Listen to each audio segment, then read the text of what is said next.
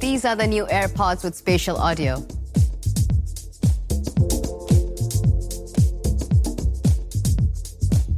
All right, I'm Rene Ritchie. Thanks Mayden for sponsoring. Hit subscribe so you don't miss a review, because right now, I'm reacting live. HomePod Mini. It was introduced last year in October, almost exactly a year ago, as part of the iPhone 12 event. HomePod Mini is a powerful smart speaker that delivers amazing sound. And Apple has really been putting a lot of time and effort into their audio lately. Sort of what they did with their cameras a few years ago. They built a huge sound lab just down the street from Apple headquarters, from Apple Park, where they have all these sorts of acoustical chambers from -2 decibels to a room where they can actually model different acoustical patterns that they've sampled from different Apple employees. They can make the room sound like the room that are in all the houses, all the homes of those Apple employees, and they can use that to test how the different products like HomePods sound in all those different rooms.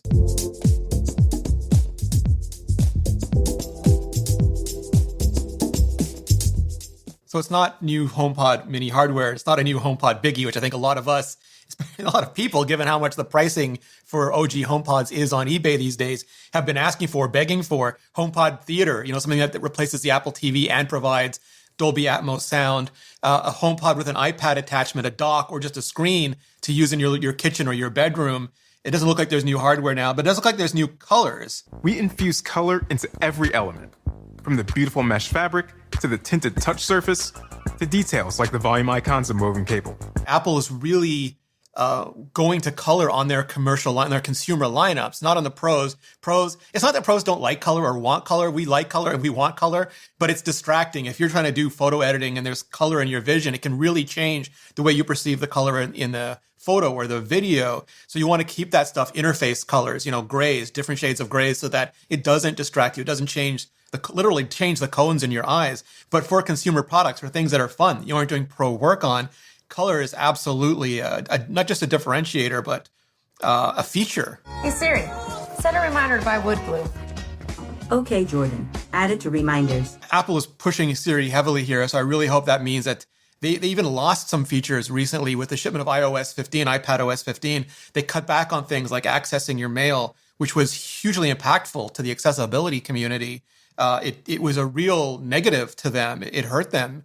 But hopefully that was just so that Apple could put this new system in place.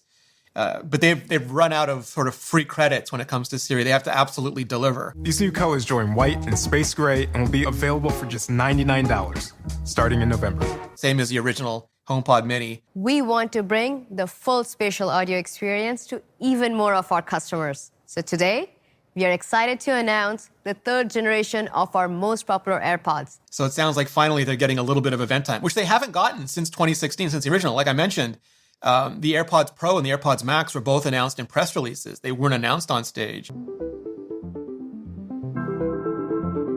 By moving music beyond the simple left and right of traditional stereo sound and into three-dimensional immersive listening.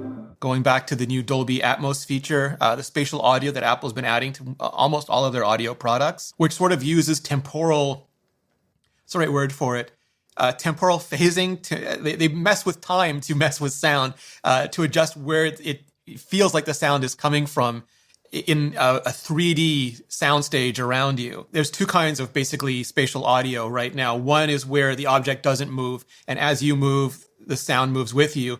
But the other, which has dynamic head tracking, uses sensors or uses, like if you're staring at an Apple TV for a long period of time, it assumes that's where the TV is. And then as you turn your head, it moves with you. And that simulates a speaker experience. If you have a speaker in the room, it doesn't move with your head the way that headphones do. So spatial audio tries to, use computational audio to make up for that, to give you that speaker experience. These are the new AirPods with spatial audio, featuring an all-new design inside and out. And they look very much like AirPods Pro, probably without active noise cancellation. The differentiation is no longer so much in the shape, at least until we get new AirPods Pro, which will probably change further.